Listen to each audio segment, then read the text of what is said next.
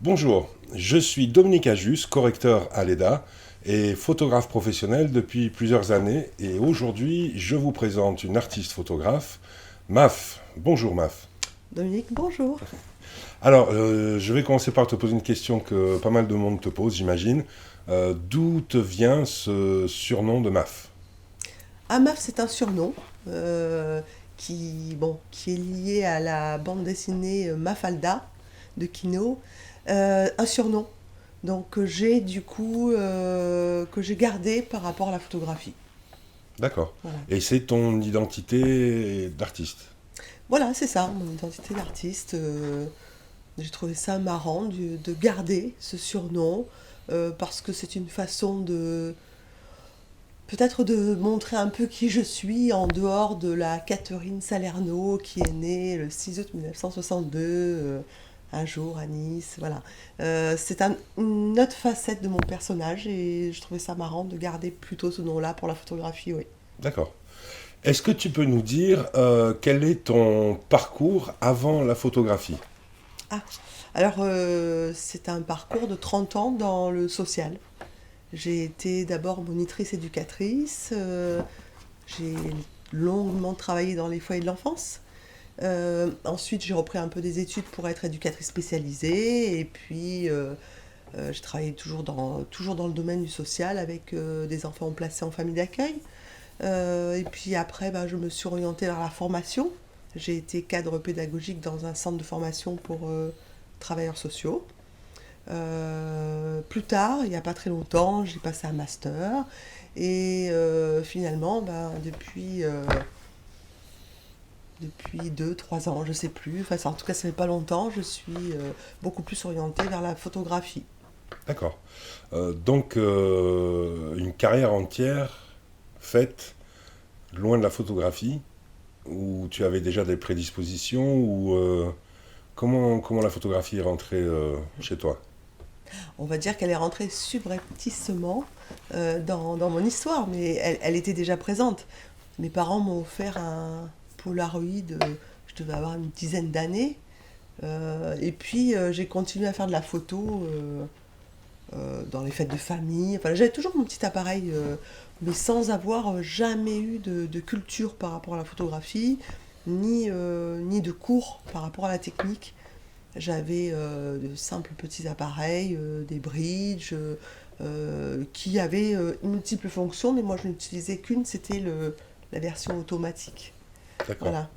Donc la photographie, elle était là dans ma vie, mais sans que je puisse penser, ni même imaginer que je pourrais un jour faire des expos, faire des projets photographiques, et un jour m'orienter vers une profession de photographe. D'accord. Et donc, du coup, comment s'est passée cette transition entre l'ancienne MAF et la nouvelle MAF photographe? Alors, en fait, le point de démarrage, ce sont des amis qui m'ont poussé à faire une première exposition en disant mais quel dommage de laisser ces photos traîner dans ton ordinateur, fais-nous une expo. Du coup, j'ai eu une proposition pour faire une exposition dans un petit théâtre où je faisais justement cette activité vraiment en tant qu'amatrice, hein. Et finalement, j'ai trouvé ça super sympa de partager mon regard avec essentiellement des amis, la famille, qui sont venus à mon vernissage, premier vernissage. Et je me suis dit, oui, finalement, c'est pas mal de présenter ces photos parce que j'ai eu le regard des gens, j'ai eu leurs interprétations. Alors, des fois, c'était marrant parce que c'est pas du tout ce que j'avais voulu mettre dans la photo. Et je me suis dit, bah, tiens, pourquoi pas continuer dans ce registre-là, voilà. Donc je me suis ouverte aux expositions au fur et à mesure. Et du coup, en me disant, si tu ouvres les portes des expositions, ça veut dire que il va falloir que tu travailles un peu plus sérieusement sur des séries, voilà, donc c'est venu petit à petit. Et à cette époque-là, je bossais encore dans le social. Et puis est venue la période très compliquée au niveau de mon boulot. la période de burn-out, où je me suis retrouvée en arrêt maladie et où j'ai passé de nombreuses heures sous ma couette et à me demander ce que j'allais devenir. Et là a surgi dans ma tête un projet. Je me suis dit, voilà, je passe du temps. Est-ce que je perds mon temps sous la couette? Il faut que je fasse quelque chose de ma vie. Voilà, c'était pas possible de rien faire. Voilà. Et puis il y a le projet Je suis sur le fil des émotions qui est apparu dans ma tête. Alors je n'avais pas idée du tout de ce que ça allait devenir, mais j'ai eu envie de recevoir des personnes dans ce studio et j'ai eu envie de leur laisser un espace pour s'exprimer. Donc c'est ce qui s'est fait. Et pendant que les personnes s'exprimaient, pendant que les personnes se taisaient aussi, pendant que les personnes déambulaient dans le studio ou se prostraient dans un coin, je tentais de capter des émotions. Alors c'était pas forcément des émotions très marquées comme les rires, les larmes. C'était d'aller capter justement la finesse des émotions. Et de une personne à 4, à 10, je suis arrivée à 24 personnes. Ah, quand même. Ouais, qui ont participé à ce projet. Et c'est moi qui ai dit stop. Parce qu'en fait, les gens, au fur et à mesure, je publiais les photos et les séries. Les gens ont pris confiance et se sont dit, bah, si on y allait, c'est une expérience de vie. Voilà. Donc ça a été pour moi un grand déclencheur pour déjà pour sortir de ma couette, pour me dire que peut-être que la vie elle était ailleurs aussi et que il était possible peut-être de couper avec cet enfer que je vivais dans le cadre de mon travail. Et la photographie, je me suis dit que c'était peut-être une porte ouverte à une nouvelle vie. D'accord. Et tu parlais de ce projet, donc Je suis sur le fil des émotions. En fait, tu peux nous en parler un petit peu plus. C'était un projet, comment ça se déroulait en fait? Parce qu'on a un petit peu du mal à imaginer. Euh, comment est-ce que tu choisissais les gens? Comment est-ce que tu faisais poser les gens? Est-ce que tu avais une idée de ce qui allait se passer? Raconte-nous un petit peu plus en détail. Alors j'ai écrit mon projet en quelques lignes que j'ai transmis sur les réseaux sociaux pour que les gens puissent adhérer, on va dire, à l'idée que j'avais de ce projet. L'idée, c'était que des gens, donc des personnes, alors le seul critère de sélection, c'était plus de 18 ans. Voilà. Donc ça D'accord. veut dire que tout était possible, hommes, femmes, je sais pas, je peux pas préciser parce que c'est petit, grand, intelligent, pas intelligent, gentil, pas gentil. Non, ce que je veux dire, c'était porte ouverte. Donc pas de sélection du tout. Aucune sélection. La seule. Enfin, pour moi, ce qui était important, c'est que la personne qui venait ici sache qu'elle avait cet espace pour s'exprimer à sa façon et que j'allais la photographier pendant ce temps-là. Et donc, la seule condition, on va dire c'était qu'elles acceptent que les photos puissent être publiées, soit pour mettre sur ma page MAF Regard sur Facebook, soit pour en faire un livre, soit pour en faire une expo un jour, j'en savais rien en fait. Mais voilà, la seule condition, c'est qu'elles acceptent ces conditions-là, en sachant que, comme c'était quelque chose de très humain, je leur laissais de toute façon la possibilité de faire marche arrière si elles ne se sentaient plus après la séance, par exemple, si elles décidaient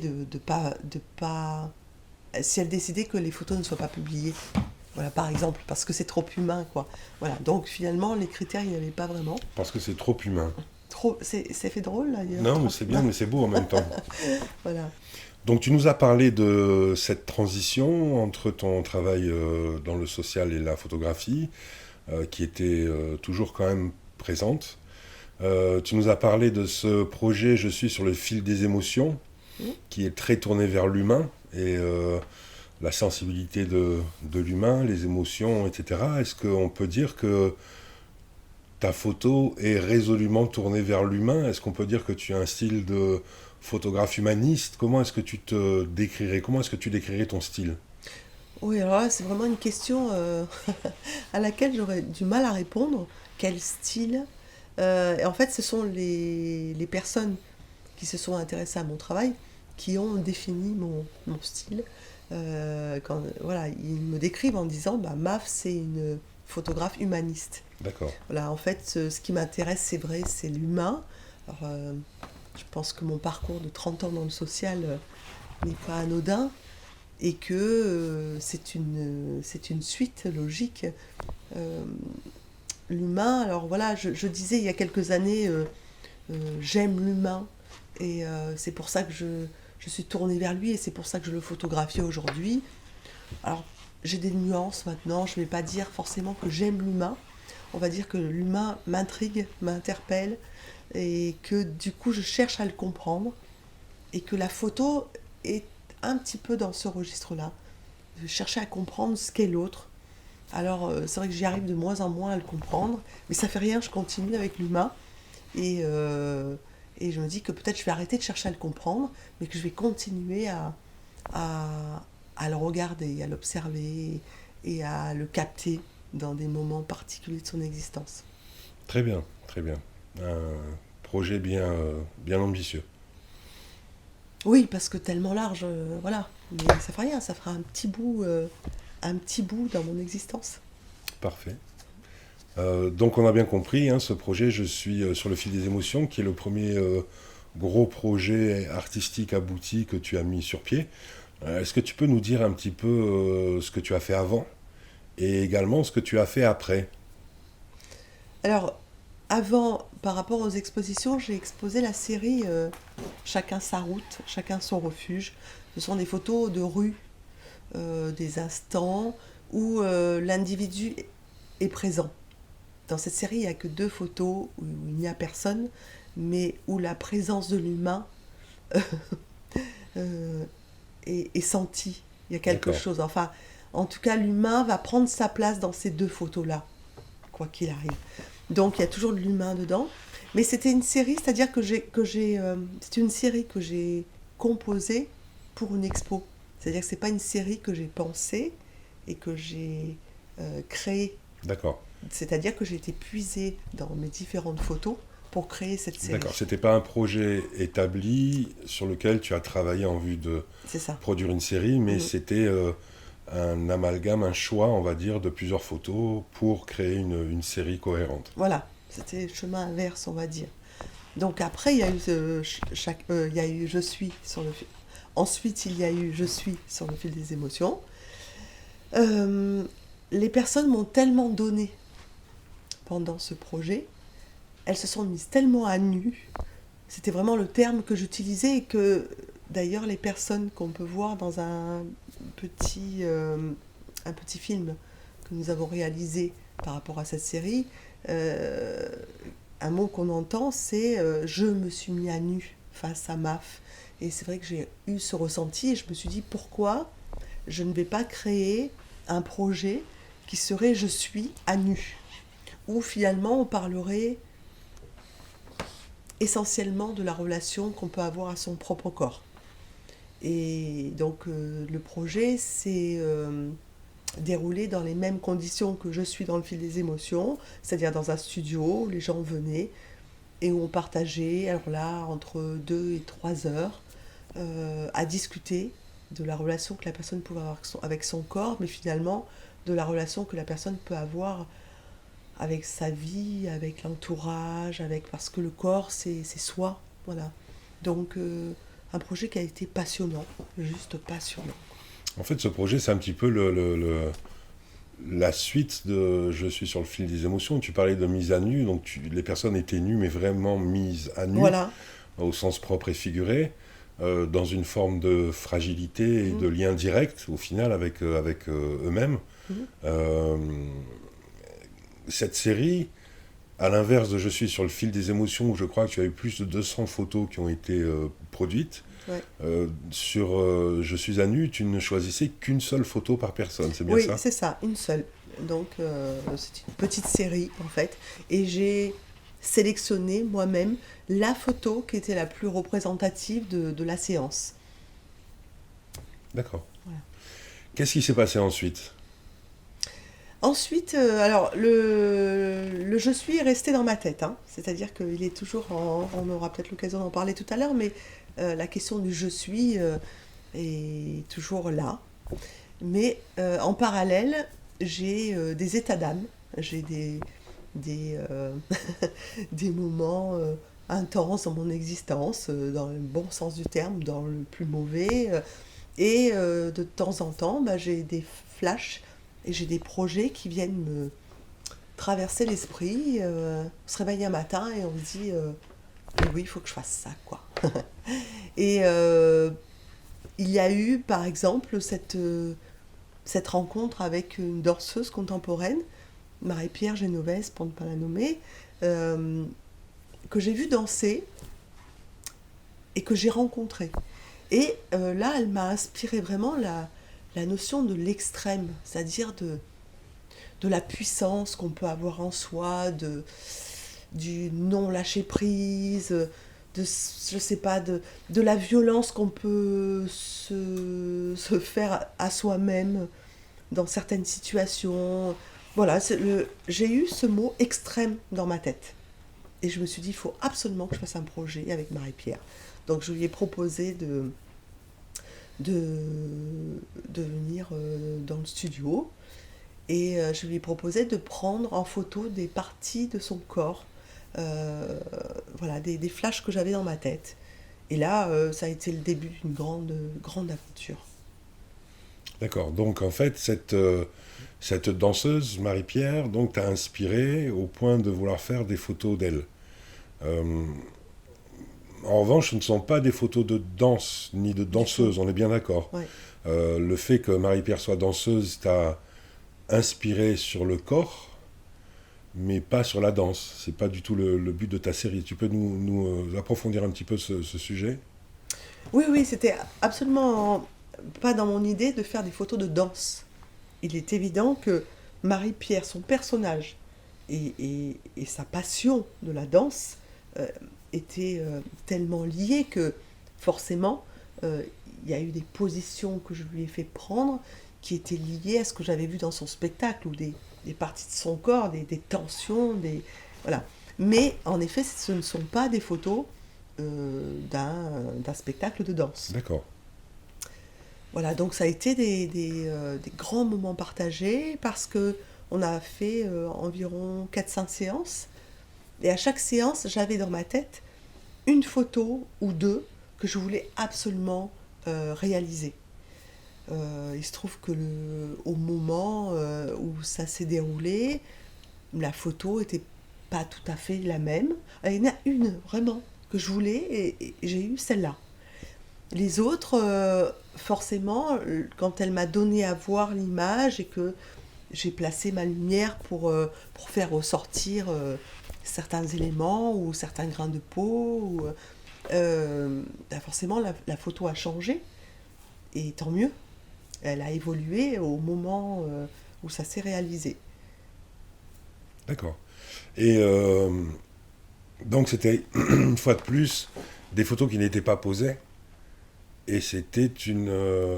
Si, cette fois-ci, je demandais à Marie-Pierre de se mettre dans une certaine position et de ne plus bouger pour que je puisse D'accord, installer la lumière d'accord, et faire en sorte que ce soit la photo que j'avais choisie. d'accord.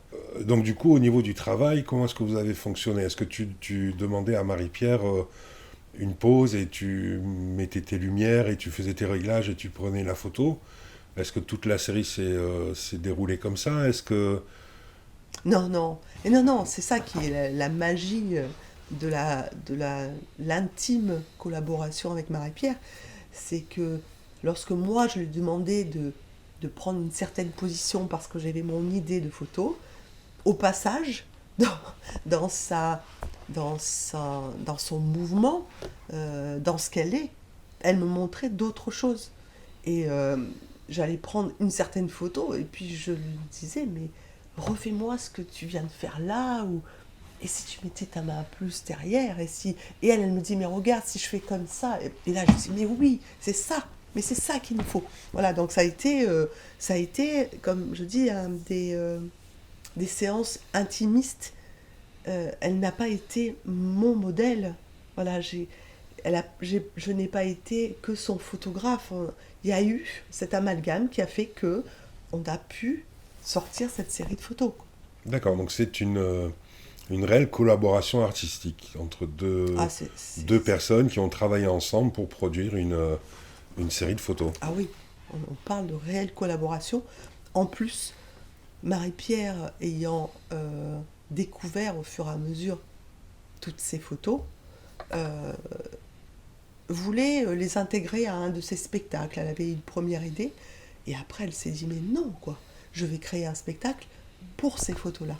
C'est incroyable, D'accord. c'est incroyable pour moi.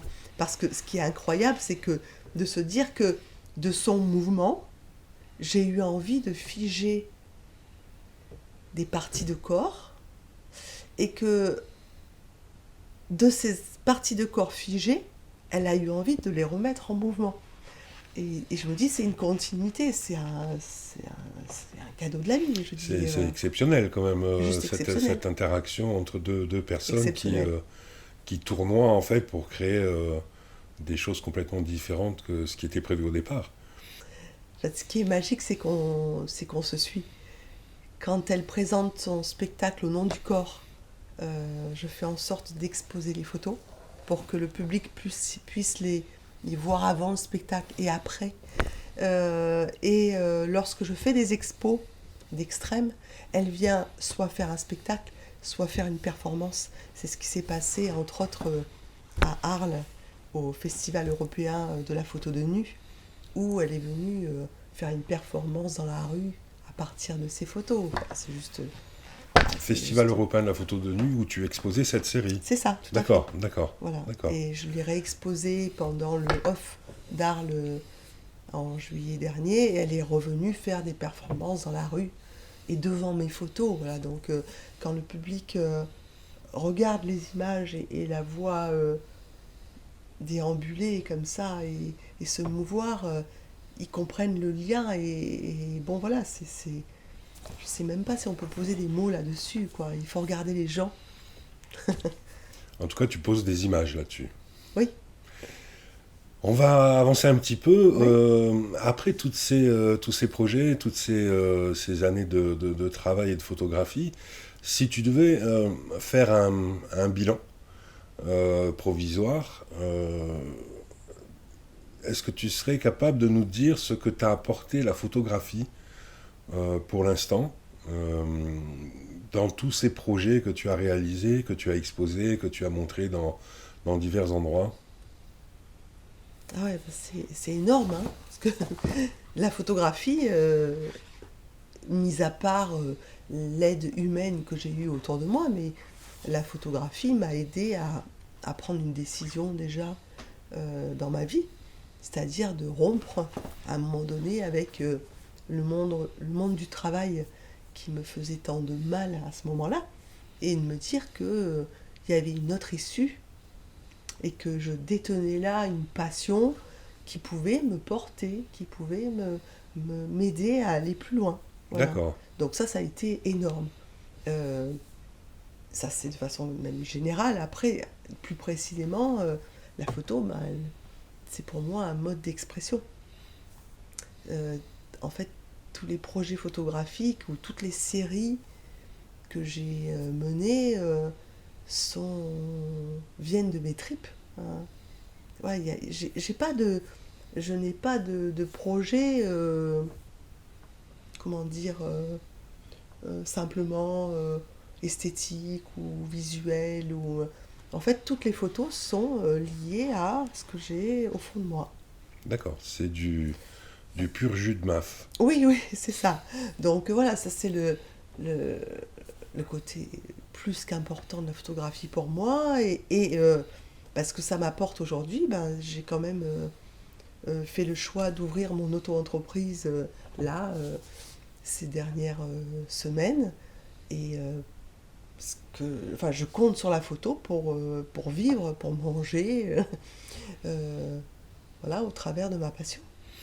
Et tu abordes un sujet important aussi, l'aspect financier de ce métier de photographe qui nous permet soit d'avoir un moyen d'expression, comme tu disais, et de montrer au monde des choses telles qu'on a envie de les montrer, ou qui peut aussi nous aider uniquement financièrement à tirer un salaire et vivre de la photographie. Mais dans ton cas, c'est les deux. Ouais. Parce que tu as vraiment cette dimension artistique qui est très ancrée, très présente, et le côté métier de photographe. Est-ce que tu peux... Quelle est ta vision là-dessus? Tu as dit que tu as créé ton auto-entreprise il y a quelques semaines, c'était en août dernier, donc quelques mois. Comment ça se passe pour le moment? Comment est-ce que tu envisages le futur? Est-ce que tu penses que c'est un bon choix? Ah, c'est drôle, hein, parce que je suis quand même de nature assez anxieuse et je suis tranquille. D'accord. Ouais, il y a quelque chose de l'ordre de la tranquillité parce que ça fait 2-3 ans que je fais de la photo, que les gens me voient au travers de mes photos et j'ai des appels maintenant de personnes qui me disent ben voilà, je me marie l'été prochain et c'est vous que je choisis pour cette journée-là. J'ai accouché il y a 10 jours et je voudrais que ce soit vous qui preniez les photos de mon nouveau-né. Voilà, j'ai des exemples comme ça parce que les gens ont appris à me connaître au travers de ma patte. Comme d'autres ne vont surtout pas m'appeler parce que je ne fais pas ce qu'ils souhaitent. D'accord. Je prends l'exemple des nourrissons. Voilà, moi, je ne prends pas des nourrissons dans des paniers avec des ailes d'ange et des antennes de coccinelle. Non, mais en fait, je trouve ça super bien fait. Souvent, je regarde ce qui se fait et je me dis, qu'est-ce que c'est bien fait, quoi. Mais c'est pas, ça me parle pas. D'accord. Moi, ce C'est qui pas me assez parle, authentique. voilà, moi, voilà, c'est exactement le mot que j'allais utiliser, c'est l'authenticité. Donc, si les gens me choisissent, c'est par rapport à ce côté authentique. Et je vais pas changer tout à l'heure, on parlait de style photographique. Je vais pas changer alors, attention, je peux répondre à des demandes spécifiques pour des clients spécifiques, mais il ne faut pas que ça aille à l'encontre de mes valeurs, par exemple. C'est ça, c'est-à-dire qu'en fait, si tu fais un reportage sur un colloque ou un mariage ou un événement privé, tu vas quand même te plier au cahier des charges qui Bien t'est sûr, demandé par le bien client, sûr. tout en gardant quand même ton œil et ta vision C'est ça. des choses. C'est ça. D'accord. Mm. J'aimerais maintenant qu'on parle de tes projets futurs. On pourrait peut-être commencer par Extrême, qui est encore tout chaud, puisque cette exposition tourne depuis plusieurs mois, plusieurs années maintenant. Le spectacle de Marie-Pierre également, on en a parlé. Quelle est la suite de ce projet-là? Par rapport à ce projet, je n'ai pas en tête de refaire des photos. D'accord. Je ne sais pas, pour l'instant, j'ai l'impression que les photos qui sont là se suffisent à elles-mêmes. Combien de photos? J'ai même pas le nombre en tête. Je crois qu'il y en a 18, D'accord. 19, On va dire une petite une vingtaine. petite C'est vingtaine. déjà pas mal pour une Oui, ça série. fait déjà une série. Et puis, je sais pas, je me dis que la suite, elle est sûrement ailleurs. Et là, le projet bouge parce que Marie-Pierre m'a proposé de monter sur scène avec elle pour jouer mon rôle de photographe. C'est marrant parce qu'en fait, je vais jouer sans jouer, puisque je vais installer sur scène les flashs et mon matériel et je vais la photographier pendant qu'elle va se mouvoir, pendant qu'elle va reprendre son spectacle au nom du corps, mais comme elle me dit maintenant, ce sera plus le même spectacle puisque ça va devenir le nôtre. Donc, D'accord. voilà. C'est une grande aventure. Donc tu montes sur scène, tu prends physiquement des photos avec des flashs sur scène, Oui. pendant la performance de Marie-Pierre. En fait, la performance, ce sera vous deux. C'est ça. Là, on est en D'accord. pleine répétition et les premières, ce sera en janvier 2020. D'accord, Donc, c'est rapide. j'ai la trouille.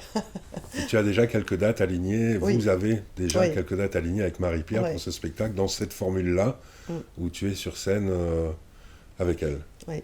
C'est quand même assez intéressant de voir l'évolution de ce projet qui est parti quand même d'un spectacle de danse qui t'a inspiré des photos.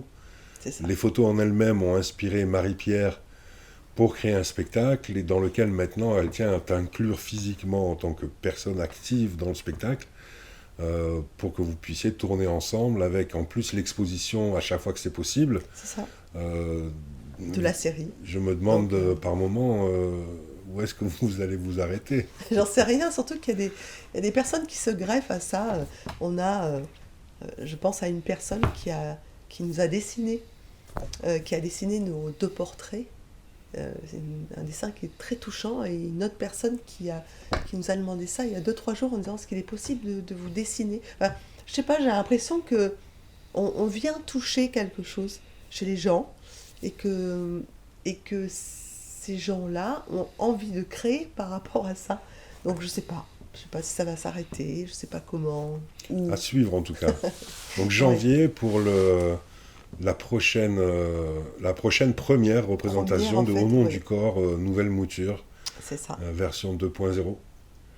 Et Qu'est-ce en que... mars prochain pour les festivals de la femme aussi. Et en mars également. Très Ouais. bien. Quels sont maintenant, après ce projet extrême, quels sont les projets en cours? Est-ce que tu as des projets déjà commencés? Est-ce que tu as des idées? J'imagine que tu en as quelques-uns. Oui, parce que en fait, c'est tout le temps en ébullition dans ma tête. Depuis que je fais de la photo, on va dire depuis ces 4 dernières années où j'en fais vraiment beaucoup plus, je n'ai pas eu de période de creux, de page blanche, de dépression en disant qu'est-ce que je vais faire maintenant comme projet. C'est tout le temps, j'en ai plusieurs à la fois en fait. Voilà.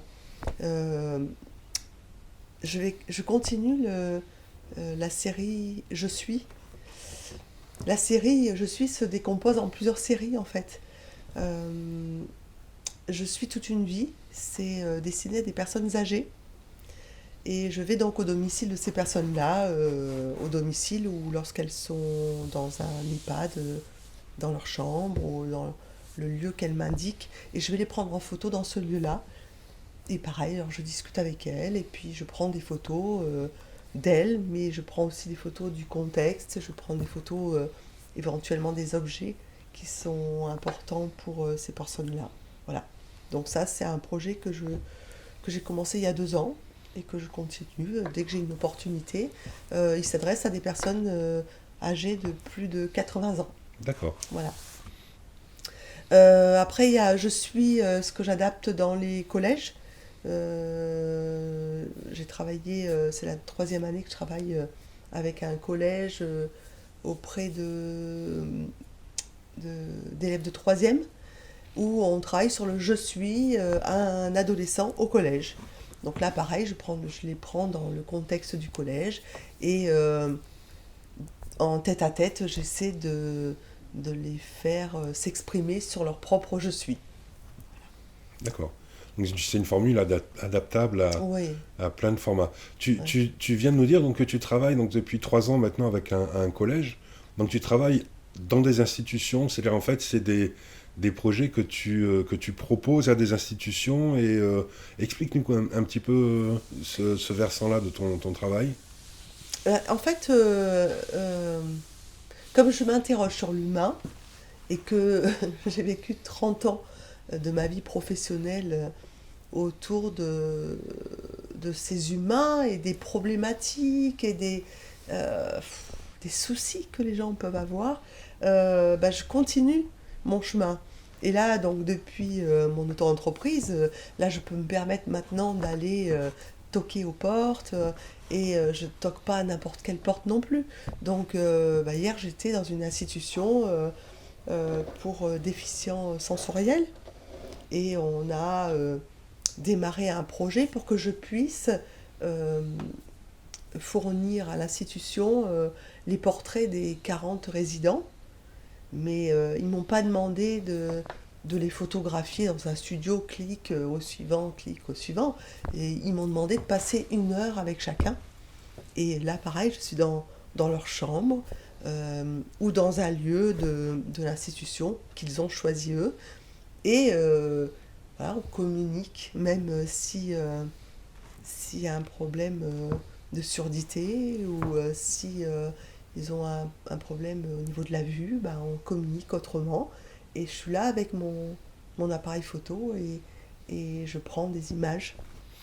Donc là, c'est très intéressant ce que tu nous dis, parce que du coup, tu allies la photographie, ta pratique photographique, avec ta vie antérieure, la vie Oui. dans le social. C'est quand même très intéressant de réussir à faire le lien entre tout ça, ce qui veut dire que la reconversion que tu as eue garde un pied dans ton passé aussi, c'est-à-dire que tu tires les bénéfices de ce que tu as pu faire auparavant en l'appliquant à la photographie, ou l'inverse, tu appliques la photographie à Oui, tes compétences passées.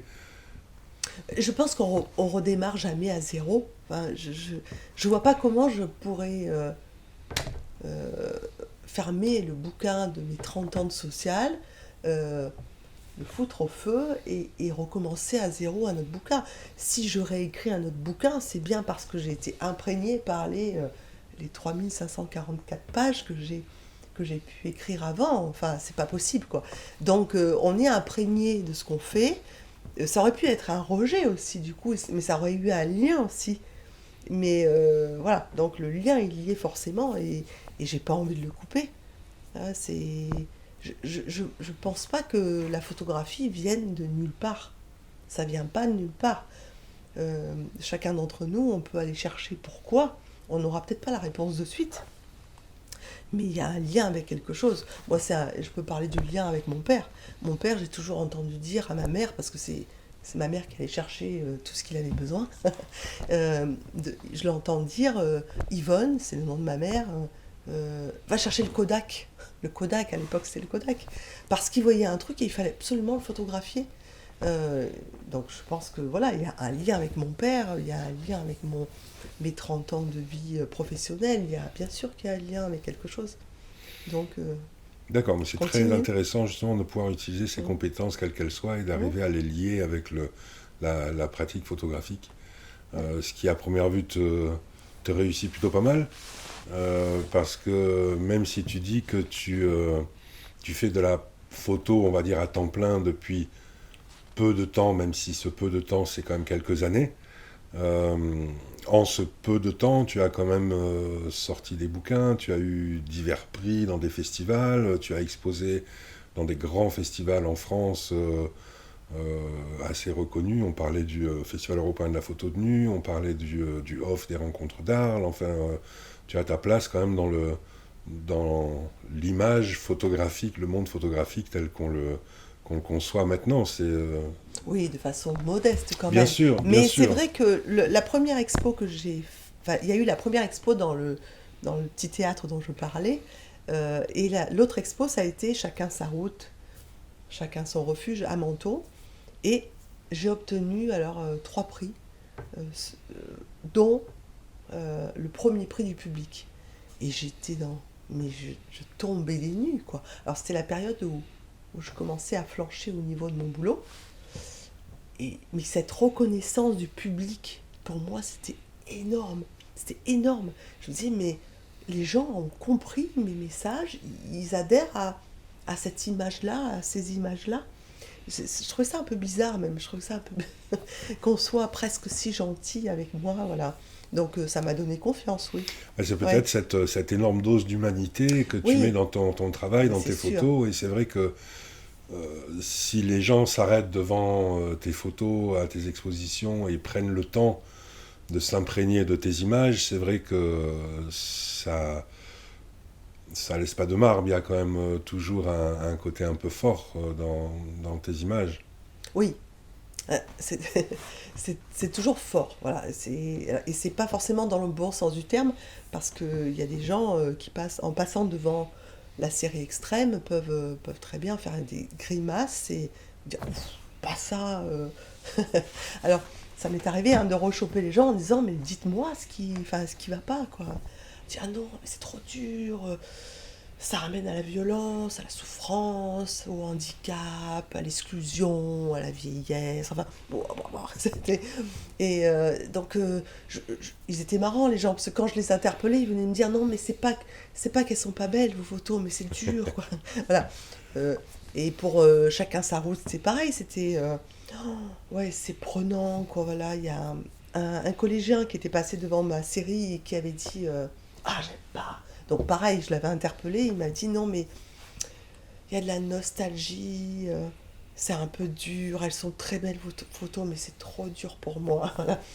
Donc voilà, donc parce que ça vient toucher, ça vient interpeller.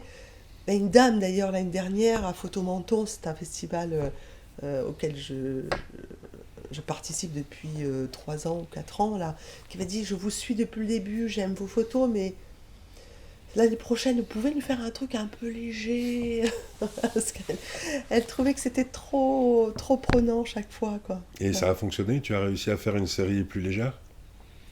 Alors j'ai fait comme ma première série, Chacun sa route, c'est-à-dire que j'ai été puisée dans mes photos en disant, ok, je vais faire un truc léger, je vais faire un truc sur le bonheur.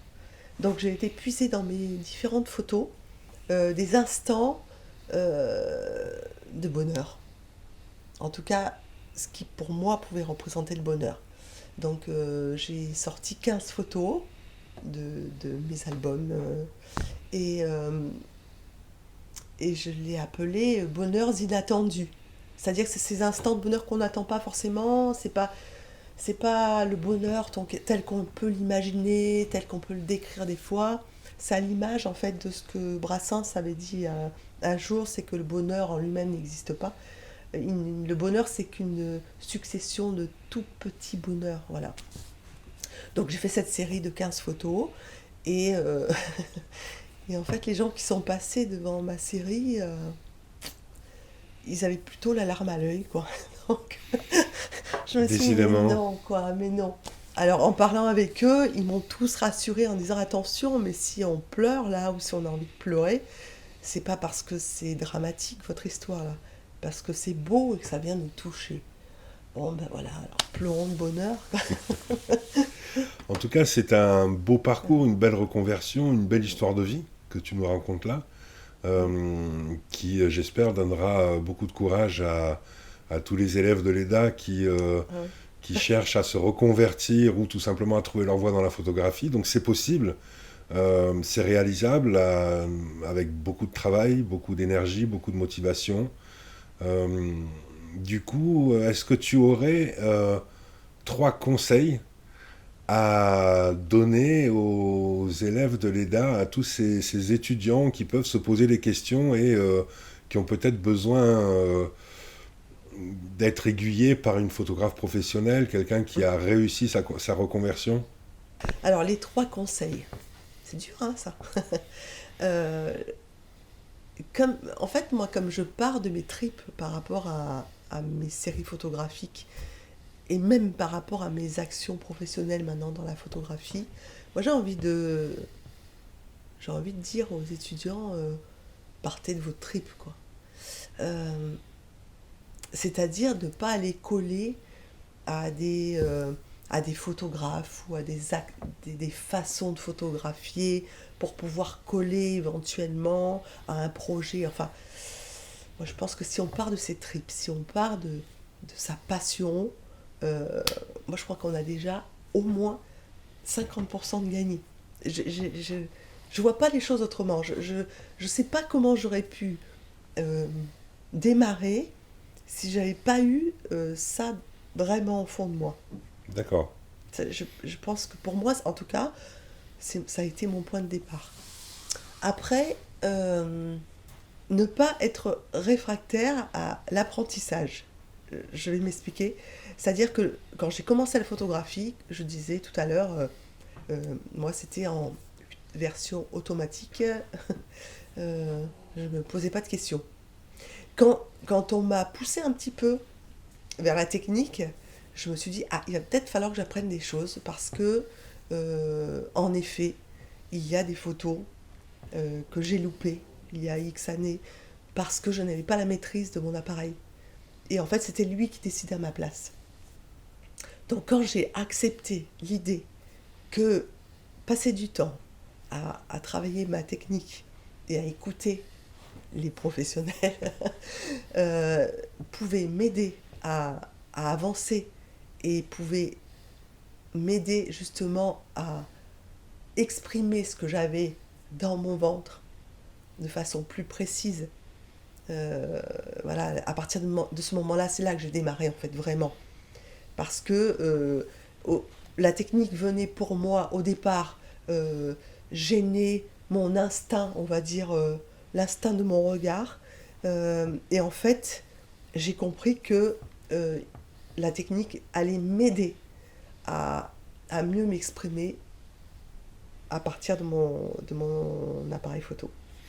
Voilà, ça c'est vraiment quelque chose qui a été important pour moi. C'est intéressant parce que tu es en train de dire qu'on peut allier un œil pertinent, un regard, une manière d'appréhender le monde qui nous entoure, avec une technique plus ou moins importante.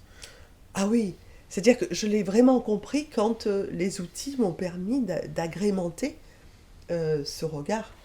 Et maintenant, je me dis que si j'avais pas eu ça, j'aurais stagné, je restais à mon niveau. Alors, je veux pas. Enfin, je regardais peut-être du plaisir, mais j'aurais pas pu aujourd'hui ouvrir mon auto-entreprise, pouvoir répondre à une clientèle. Et je me serais pas autant éclatée parce qu'il y avait des fois où je me disais mais c'est pas ça que je voulais sur ma photo, voilà, et je savais pas comment faire pour que ce soit ma demande. Et voilà, donc oui, il faut absolument passer par là, quoi. Alors après, l'autre conseil qui suivrait, ce serait de ne pas tomber dans le piège de la technique à tout prix, quoi. Et ça, pour moi, c'est facile de m'en défendre parce que je suis pas une fan de la technique. Voilà, je suis pas. Je vais utiliser les outils dont j'ai besoin. Alors il y a des fois où je bloque et je me dis il faut que j'aille demander. Là, j'ai besoin de cet outil pour avancer. Mais après, mes photos, elles sont pas le reflet d'une technicité débordante, quoi. Et j'ai même pas envie de ça, quoi. Voilà. Donc, Ça, en fait, il y a un équilibre qui se passe, quoi. Disons Voilà. que tes photos ne sont pas une démonstration de technique à tout Pas prix, du tout. mais la technique t'aide à exprimer Oui, au plus juste ce que c'est tu ça. as envie de transmettre. C'est ça. Voilà. Après, je sais pas, 3 conseils, mais je sais pas où j'en Oh, on en suis. est à 2, 3 quarts ou... D'accord. Parce qu'après, il y a aussi le conseil que je donnerais, c'est de ne pas désespérer.